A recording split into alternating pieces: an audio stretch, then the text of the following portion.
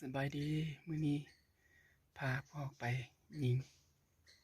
กระรอกแดงกินผลไม้เด้อติดตามเฮาในเด้อติดตามแหน่ฝากติดตามให้แหน่ไปเบิ่งว่าสิมีกระรอกมากินบ่กระรอกแดงก็ฮ้องๆมาละสิมากินผลไม้ละติดตามไปนำกันเด้อลุ้นไปนำกันเด้อว่าสิได้บ่สิได้หลายบ่ได้น้อยก็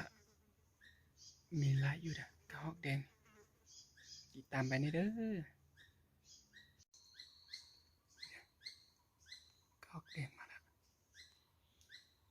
ผลไม้อยู่ถึงนี้นะต้นนี้ละนี่กระรอกแดงมาละลุ้นไปนำกันเด้อว่าสิได้อยู่บ่ติดตามเฮาในเด้อ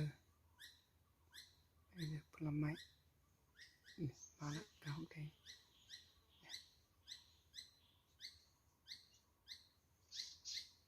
กระรอกมากินผลไม้ละ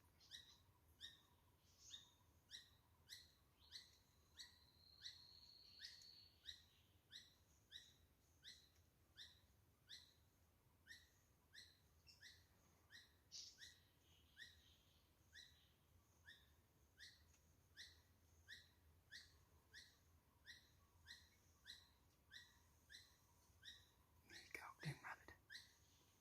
กำลังมา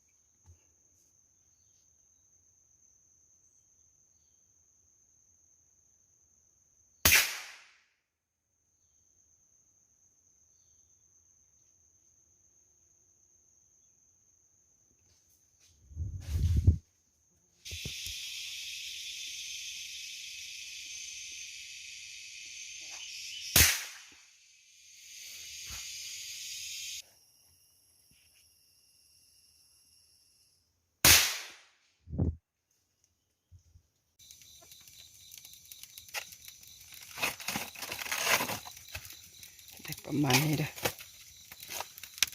ได้หลายตัวอยู่1 2 3 4 5 6 7 8 ตัว8 ตัวก็หกแดงแล้วก็ยังอีกอยู่นี่อีก3 ตัวก็ได้ตัวลิงตัวหนึง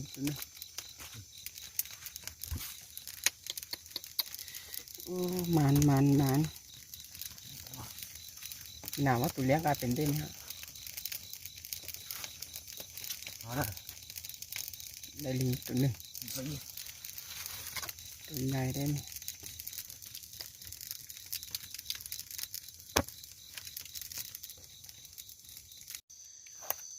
เด้อกินเขาเด้อเสพได้นี่เครื่องใน